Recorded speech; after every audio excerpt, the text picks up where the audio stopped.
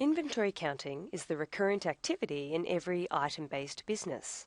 SAP Business One 9.0 has a new end-to-end inventory counting process to provide a dynamic way for counting and posting stock quantity differences and to view the counting and corresponding posting records.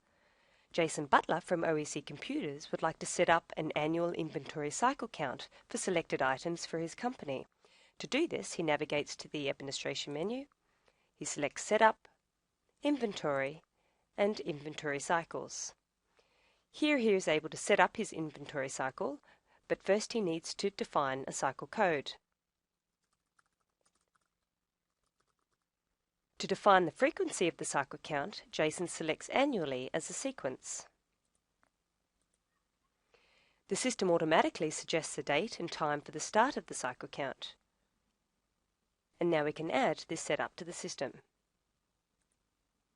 The next step is to define which warehouse and item group will be included in the cycle count.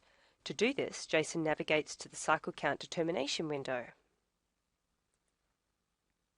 He then selects his warehouse that he would like to include in his cycle count, Warehouse 1, and then he selects the item groups that he would like to count, such as rainbow printers, and then assigns a cycle code next to the item group. He then clicks on the Alert checkbox. By assigning an alert against the item group set up for the cycle count, the person responsible will receive an alert in their message inbox if it is time for an inventory count.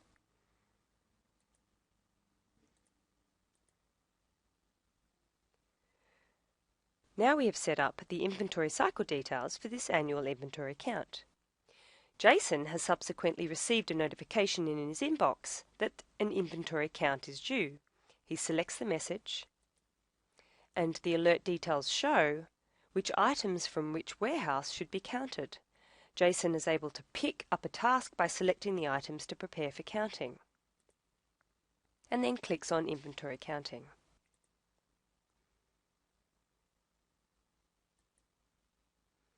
We are now in the inventory counting window that contains all of the information for this cycle count of this item. Jason has requested help with the cycle count, so he selects 2 inventory counters for this stock take. Jason then enters the name of the second inventory counter, who happens to be Fred Buyer. By doing this, you can see that one more column has been added to the inventory counting window, which will capture the count results of the second stocktaker. Jason now wants to freeze the item that will be counted to ensure that the item is blocked from any business process until this item has been counted and the relevant postings made. And now we can add the inventory counting document to the system.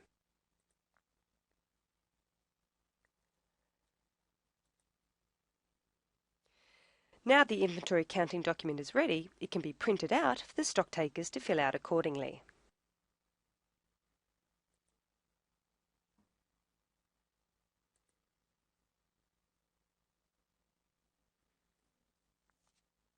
This is the inventory counting sheet that will be printed out for both stock takers to use and to input their information.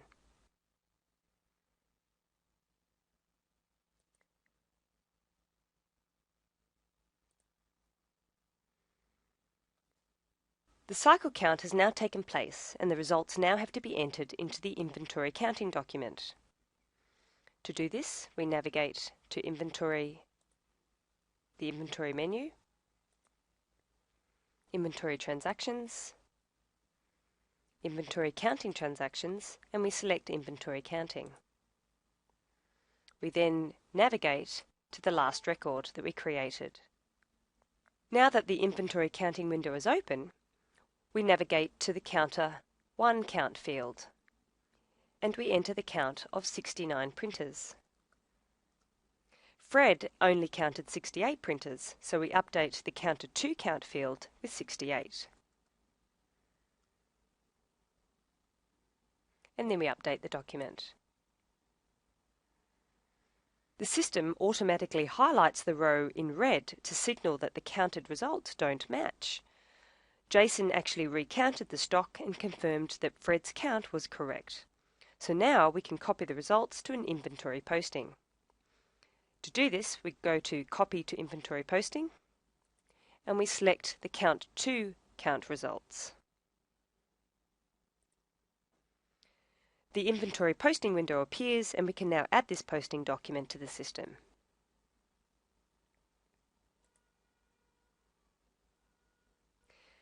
Given that the printers are serial managed items, we have to select a serial number for the 2 missing printers to be posted to the system. So we do this by selecting from the available serial numbers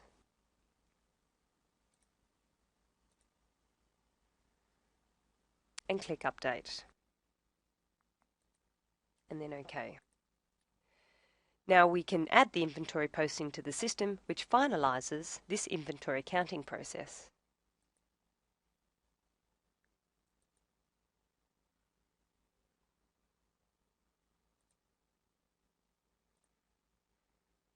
Jason would now like to preview the results from the Inventory Counting Transactions report.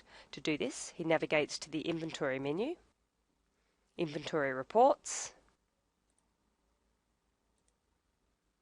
and finds the Inventory Counting Transactions report. The Selection Criteria window offers many parameters that you can filter by. In this case, we will use the default parameters and click OK.